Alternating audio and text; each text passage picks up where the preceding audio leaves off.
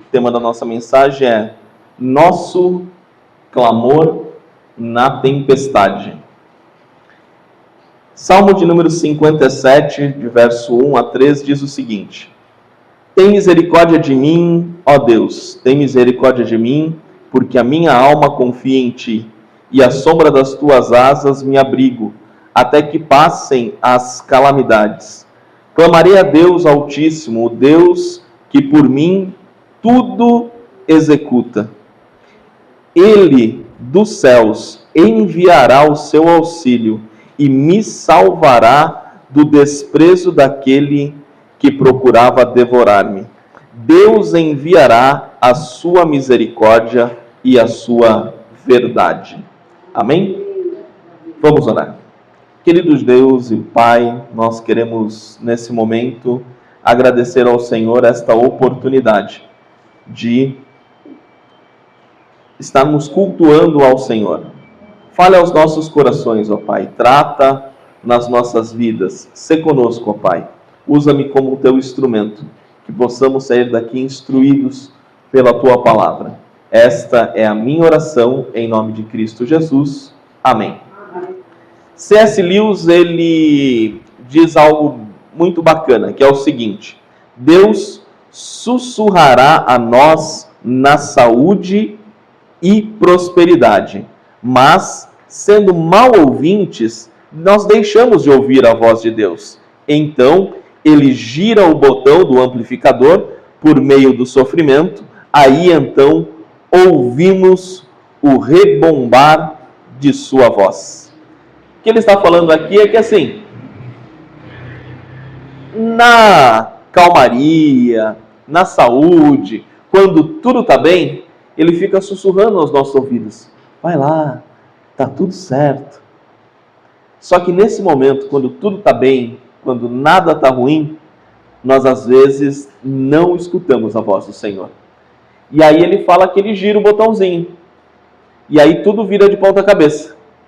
E aí a gente escuta a voz dele gritando no nosso ouvido. Quando tudo estiver bem, continua fazendo, continua acreditando. Não deixa a sua fé esfriar. Não se esqueça daquele que tirou dos maus momentos. Através da história de Davi, nós podemos, na verdade, tirar ânimo e força para diversas situações das nossas vidas, nas nossas próprias tempestades e dificuldades. Todos nós temos dificuldades, todos nós temos tempestades, passamos por momentos ruins, não é verdade? Acho que ninguém vive um momento de paz eterna, né? Todo mundo tem os seus momentos bons e ruins. E com a vida de Davi, a gente consegue enxergar alguns deles. Por mais que tivesse grandes vitórias na sua vida, Davi passou por vários momentos muito bons que a gente pode ler. Davi sofreu e precisou se esconder. E ele já havia conquistado muita coisa antes desse episódio em particular. Ele já havia derrotado gigantes, ele já havia derrotado diversos animais, defendendo as ovelhas, no seu ofício de pastor.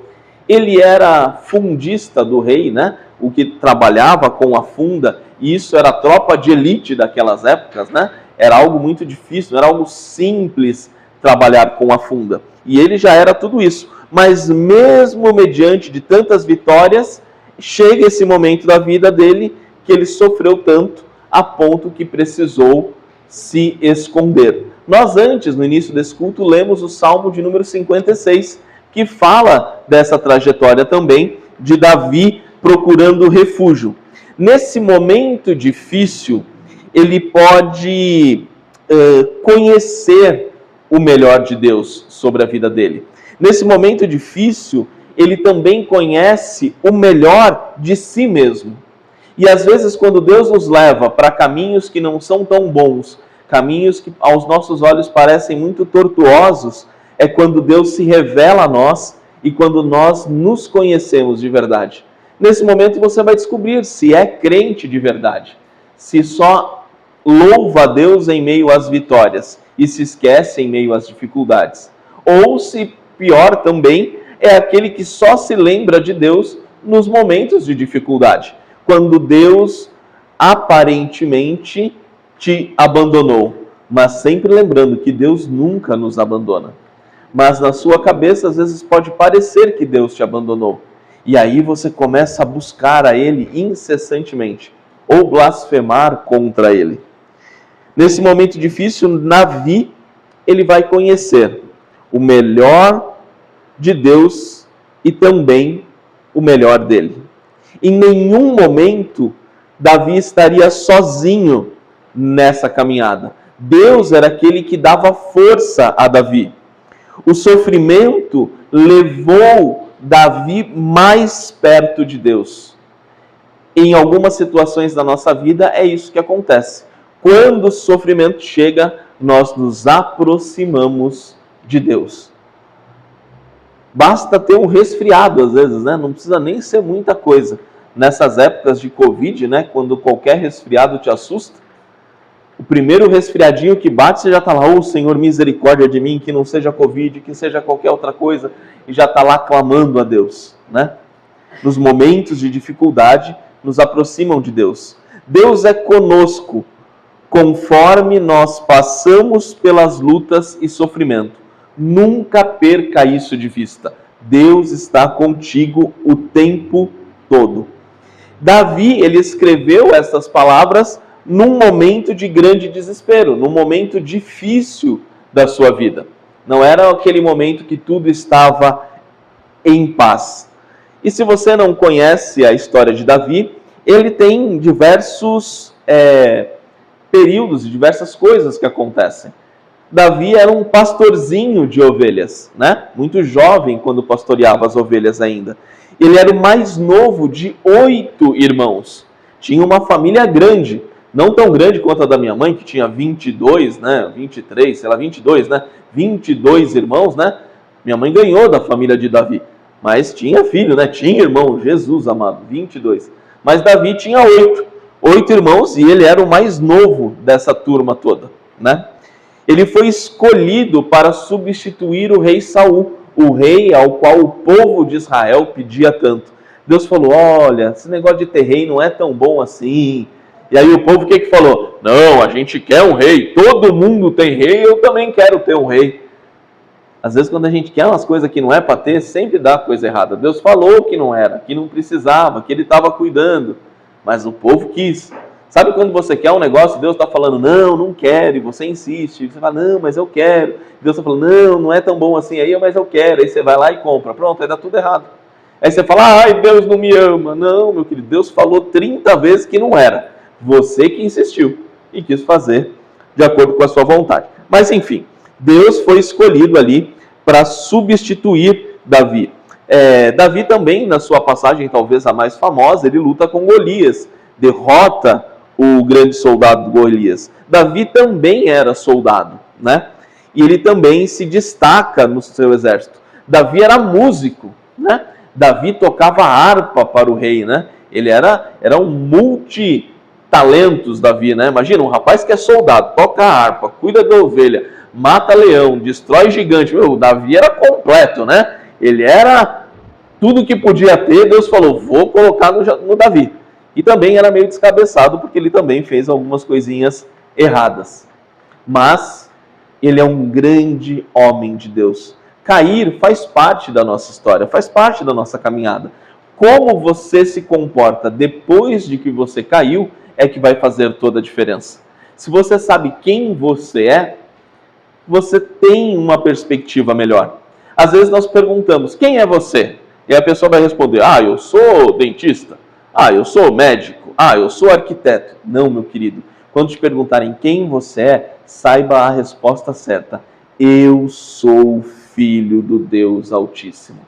Essa é a sua identidade. Este é quem você é.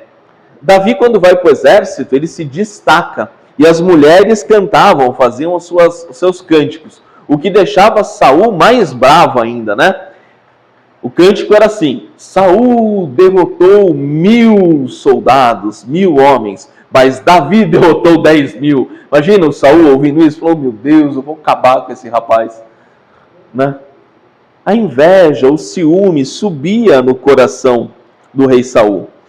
E por mais que Saul se esforçasse para acabar com a vida de Davi, porque às vezes na hora da formação do exército, Saul falava, vamos colocar Davi ali, bem na frente, para quando começar a batalha ele ser o primeiro a ir embora e acabar com essa história, pelo menos morreu em guerra, vamos continuar cantando. E sabe o que acontecia? Nada. Deus guardava Davi. E aí a fama dele só aumentava. Aí que as pessoas ainda mais comentavam sobre todos os feitos que Davi tinha. E isso, mais uma vez, entristecia o coração invejoso de Saul. E no auge da sua loucura de matar Davi, o rei Saul, ele separa um pequeno exército, uma pequena tropa, e manda que caçem Davi e matem Davi. E aí Davi começa os seus anos de fuga. Porque quando a gente lê o texto, a gente não tem essa ideia de que foram anos fugindo. Não foi um dia, não foi 2, não foi uma semana, não foi um mês. Nós estávamos num período agora, final de janeiro, que a turma estava brincando, Já tem 365 dias que a gente está em janeiro, de tanto que demorou para passar janeiro, E agora imagina Davi fugindo, sob risco de morte, durante anos. E o pior, o que Davi fez para ser perseguido? Nada. Ele não fez absolutamente nada para que precisasse viver escondido. O que nos leva ao nosso primeiro ponto, que é pedindo ajuda a Deus nas tempestades. Um coração inabalável tem que ter isto em mente. A quem pedir socorro em meio às tempestades? Quando Davi escreveu o que hoje conhecemos como o Salmo de número 57, ele estava fugindo para salvar a sua vida. E ele estava se escondendo dentro de uma caverna. Porque 3.000 guerreiros, homens, soldados, preparados para matar, estavam perseguindo Davi. Meu querido, não era meia dúzia. Às vezes a gente vai passar numa esquina, tem 3, 4 mal encarados, lá você já fica, rapaz, ali tá perigoso. Davi tinha 3.000 homens na cola dele, no pé dele, atrás dele, perseguindo ele. O que sobrou para ele a não ser se esconder? Ele não aguentava mais fugir e sofrer, isso nós temos certeza. E pelo relato dos Salmos, nós vemos a angústia que ele sentia, o desespero que ele tinha, mas ele sabia a quem recorrer nestes momentos. As tempestades da vida, elas são as mais diferentes possíveis. Cada um pode passar por momentos difíceis em níveis diferentes. Você pode estar sofrendo com uma doença, você pode estar sofrendo com algum problema na justiça, você pode estar sofrendo por algum problema familiar. Existem várias esferas de sofrimento. E seria muito fácil nós mexermos com este emocional e tocarmos nessa ferida que muitas vezes é comum a todos nós. Mas a palavra de Deus, ela vai sempre nos orientar a essa busca por um culto racional, de entendermos de verdade o que Deus quer tratar conosco, mesmo em meio às dificuldades. As tempestades da vida, elas têm um propósito, elas têm um motivo. E eu vou ler um trecho desse livro que chama-se Um Coração Inabalável, que diz assim, a autora, ela vai dizer: o sofrimento de Davi teve um propósito na vida dele, mas também tem um propósito nas nossas vidas. Isso não é, porventura, encorajador? O nosso sofrimento não é um incidente isolado, o qual temos que tentar superar. Não, o nosso sofrimento tem um significado maior. Hoje nós olhamos para tudo que Deus fez na vida de Davi, toda a perseguição e o sofrimento, e isso encoraja os nossos corações. Assim como quando Jesus foi ressuscitar Lázaro, e ele declara que isso não é para a morte, mas sim para que Deus seja glorificado sobre todas as coisas, assim é esse problema na sua vida. Ele não é para total desespero, é para que a glória de Deus seja manifestada no final de todas as coisas. Ainda citando mais um trecho do livro e passando para o segundo ponto, sofrendo sim, sozinho nunca. A autora vai dizer, do ponto de vista humano, a vida de Davi parecia sem esperança e a sua situação desesperadora, mas a verdade era que ele estava exatamente onde Deus queria que ele estivesse, em segurança, escondido no braço protetor de Deus. Às vezes, nos esquecemos da verdade do consolo de Deus e só vemos a vida da forma difícil, que as circunstâncias surgem na superfície. Às vezes, nos esquecemos desse Deus que nos consola, mesmo em meio às dificuldades. A salvação em Cristo muda completamente a perspectiva do sofrimento. O apóstolo Paulo diz que o morrer é lucro. Perspectiva do crente de ir para um caminho melhor. Claro que acho que ninguém está com essa pressa toda de ir embora, né? Mas quando esta hora chegar, nós sabemos o que nos aguarda na passagem. Onde sairemos dessa igreja militante para a igreja triunfante ao lado de Cristo Jesus. Davi não gostava de ficar escondido. Com certeza ele queria estar no meio da sua família. Ele queria estar com seus amigos. Não era algo que ele se agradava. Mas ele tinha certeza de que Deus estava com ele. Outro texto do livro diz: a vida na caverna pode lhe dar um único presente de que você realmente precisa: um correto conhecimento. Por causa da nossa natureza pecaminosa, sem a misericórdia de Deus em nossas vidas, todos nós merecemos estar em cavernas e em buracos no chão, não em palácios refinados e enfeitados com belos tecidos e flores perfumadas. Autoconhecimento. Quem é você em meio à tribulação? A tempestade, ela nos leva a entender quem de fato somos e quem de fato Deus é. No fundo da caverna, encontramos a verdade. E qual é a verdade que você está encontrando? Você tem gostado do reflexo que você olha no espelho? Você tem gostado daquilo que você é confrontado todos os dias? As pessoas ao seu redor, como te reconhecem? Ele não quer, dentro da caverna, construir a nossa autoconfiança, a nossa autossuficiência. Dentro da caverna, Deus quer construir a nossa confiança nele. Ele quer que entendamos que só Ele pode fazer todas as coisas. Que nós aprendamos sobre a força de Deus quando estamos fracos e incapazes. Quando achamos que não temos força, é Ele quem nos fortalece. Olhar para as dificuldades de uma maneira diferente. É isso que Ele espera que aprendamos no final desta mensagem. Um coração inabalável, ele não vai olhar para os momentos de dificuldade com desconfiança. Muitas vezes focamos muito na dificuldade.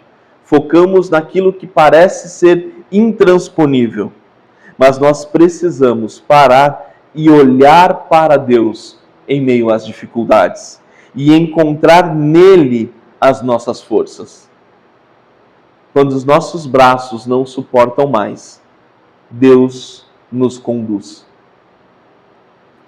Esse sofrimento a qual você passa é a forma de Deus te levar mais perto dele. É a forma de Deus te trazer do lado e tratar a cada dia mais contigo. Pense o que Deus está fazendo ao colocar você dentro dessa caverna. Pense o que Deus quer tratar com você quando Ele te colocar lá dentro. Aonde você precisa clamar pela misericórdia dEle. Onde você precisa reconhecer que só nele você tem esperança e que só nele você pode confiar. Desprenda-se de todos os laços de amor que amarram você a essa terra. Se desprenda de tudo aquilo que rouba a sua intimidade com Deus. Deixe isso de lado e se aproxime ainda mais desse Deus.